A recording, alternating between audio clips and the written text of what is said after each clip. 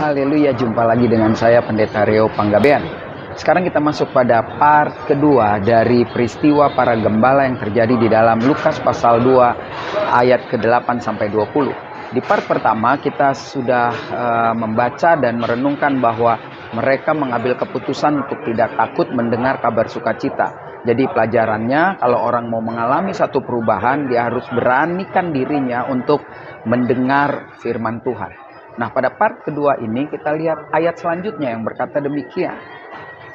Setelah malaikat-malaikat itu meninggalkan mereka dan kembali ke sorga, gembala-gembala itu berkata seorang kepada yang lain, "Marilah kita pergi ke Bethlehem untuk melihat apa yang terjadi di sana, seperti yang diberitahukan Tuhan kepada kita." Ini menarik sekali, saudara. Dan ayat 16 dikatakan dengan luar biasa, lalu mereka cepat-cepat berangkat dan menjumpai Maria dan Yusuf dan bayi itu yang sedang berbaring di dalam palungan. Nah, apa yang bisa kita pelajari pada part kedua ini? Setelah mereka mendengar, mereka memutuskan untuk bertindak dari apa yang sudah mereka lakukan, yaitu mendengar.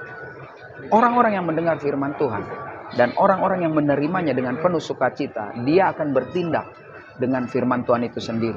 Dalam bahasa yang sangat sederhana, mungkin juga si gembala-gembala ini ingin menguji apakah itu benar-benar firman Tuhan. Jadi pesan yang sangat menarik buat saudara dan saya, jika kita mendengar satu kebenaran firman Tuhan, baik melalui saya, melalui para hamba Tuhan, melalui teman-teman saudara, ujilah setiap kebenaran firman Tuhan yang disampaikan. Apakah itu benar-benar firman Tuhan atau bukan? Karena memang menguji itu juga tidak salah. Alkitab juga mengajarkan ujilah setiap roh.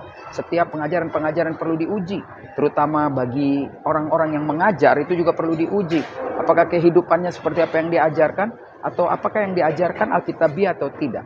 Jadi part kedua ini mengingatkan saudara dan saya, jika kita mau mengalami perubahan, mari kita bertindak lewat atau melalui kebenaran firman yang kita dengar. Tetap semangat, nantikan part ketiga dari peristiwa para gembala yang mengalami perubahan.